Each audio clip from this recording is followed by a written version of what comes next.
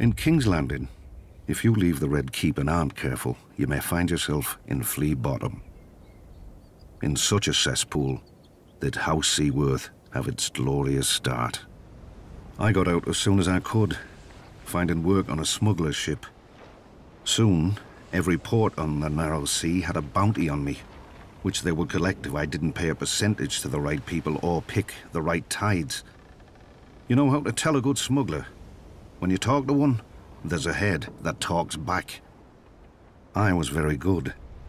Davos of Flea Bottom had run with orphans and beggars, but Davos the smuggler was received by merchants and lords when nobody would catch them. Oddly, the only honest work came from pirates like the notorious, bloodthirsty Salvador San. An old friend. All he ever wanted was someone to buy his cargo quickly before the tide left and sell it without telling where I got it. In time, I saved enough to buy a small plot of land and found a woman who was kind enough to overlook my trade. She gave me a son, Mathos. And we dreamt of the trader's circle around the Jade Sea, just one trip and I could settle us and our family for life. Then some storm lord revolted against the Iron Throne. Wars are not as good for smugglers as you'd think. Every harbour fills with guards and inspectors, and the seas filled with blockades and pirates paid by each side to prey on the other. Though I had no love for the Mad King, I'd grown up around the power of King's Landing. I figured this Robert Baratheon would end the same as the other rebel lords, burnt to ash.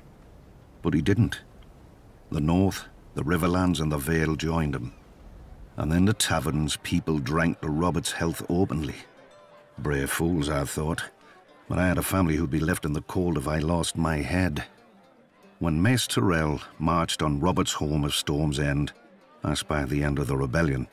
The castle was garrisoned by Robert's younger brother Stannis and a small guard, and would not hold out for long. When it fell, Robert would be homeless, and his support would bleed away. This I knew from experience. Months later, Stannis was still holding the castle. Nobody cared. But on voyages, I had seen what famine does, and I thought of all those men in Storm's End who would die unmourned and forgotten. No better than Flea Bottom orphans. I told my wife and myself that I'd get a high price for the onions and salt beef. In truth, I knew I'd be captured by the Tyrell galleys or drowned, but I was too stubborn. Later that night, in the dark, in a tiny boat with a black sail, I cursed myself and the moonlight as I waited for the tide to turn. When it did, the wind beat the sail so hard I ripped it down, fearing the Tyrell ships would hear. Luckily, they'd grown lax. With muffled oars alone, I steered my cargo through the treacherous currents and snarls of rock that give Shipbreaker Bay its name.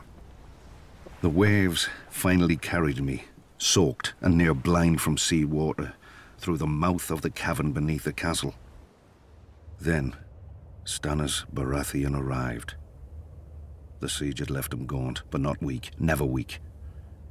He greeted me and accepted my onions with cool courtesy, betraying no emotion, even as all wept. He doled out the food to his wife and each of his men before he ate himself, a portion no larger than any other. When he finally thanked me, I could see his mind had already returned to the castle's defense. His duty. After Aerys fell and Lord Stark lifted the siege, Stannis summoned me. For my salvation of Storm's End, I was to be granted a knighthood, a keep of my own, and my son taken into Stannis' personal service. Davos of Flea Bottom had become Sir Davos of House Seaworth, and his son would serve the king's own brother. But for my previous crimes as a smuggler, I was to have the fingertips of one hand taken off above the highest joint. Stannis held that I had flouted the laws of the land for years, and a good act does not wash out the bad.